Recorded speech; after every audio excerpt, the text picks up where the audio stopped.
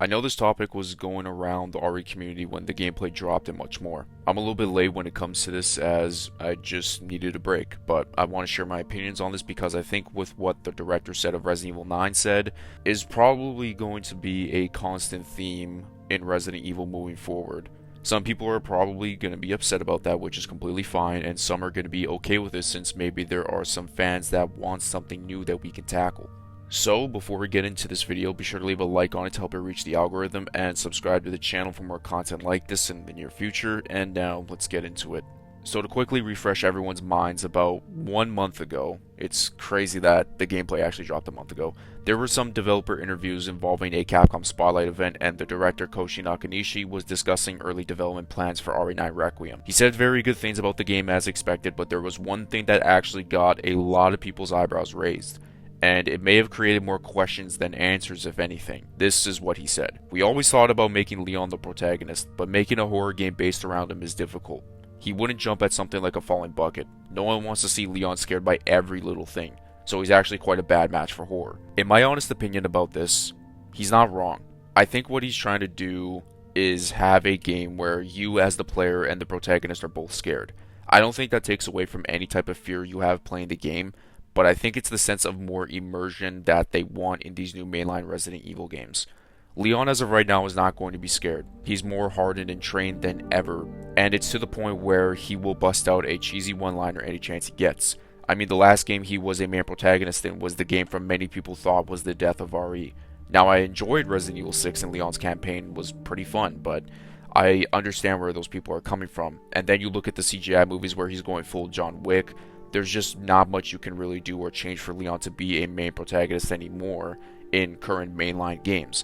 And I know that's crazy to say, but I think that's also the case for every other character that is well trained to fight. I think this argument can apply to Chris as well because we saw him absolutely slaughter a village of Lycans in RE Village. Jill was doing some crazy shit in Death Island along with Claire. What I'm trying to say is what I like to call the harsh truth. Something that we don't want to hear, and I know most of you guys are just going to debate this in the comment section, and I'm fine with that, but I'm going to say my piece of this entire subject, and it's this. We will never get our legacy characters as the main protagonist in a mainline game ever again. You guys can come back to this video if that take ages like milk, but from what I think as to how Capcom is going to be moving with this franchise into the future, maybe that's one of the reasons as to why Capcom has remade Resident Evil games recently, so we can experience that all over again with the characters we grew up on and love to this day. Do I think the remakes will stop entirely? I don't think so, and I have a lot more to talk about the remakes in my next video that I hope you guys watch. But being able to play as Leon, Claire, Jill, and Ada back then just felt new in a way because it was a step down from how they currently are. The only one left is realistically Chris, and we are hoping for most likely a Code Veronica remake or another remake of RE1. Leon was afraid and full of fear, same with Claire. Jill was a little more trained, but you had the sense of dread and fear with Nemesis pursuing you. Like I said, I really believe a major emphasis in these games now is both you and the playable character to experience the horror together. But it's funny because we have been through so much as Resident Evil fans that we wouldn't be scared about a bucket falling. It's something we would probably laugh at because of how hardened we have become from everything and what we have experienced. Is there a way we can balance the horror with action? Yes, there is, and I firmly stand on that, but maybe that's why they didn't show much even though it felt like we did see a lot of RE9, if that makes sense. Another example as to why I believe we won't get it anymore is because of the scrapped version of RE9, which was going to be a co-op online multiplayer game which most likely had intense action.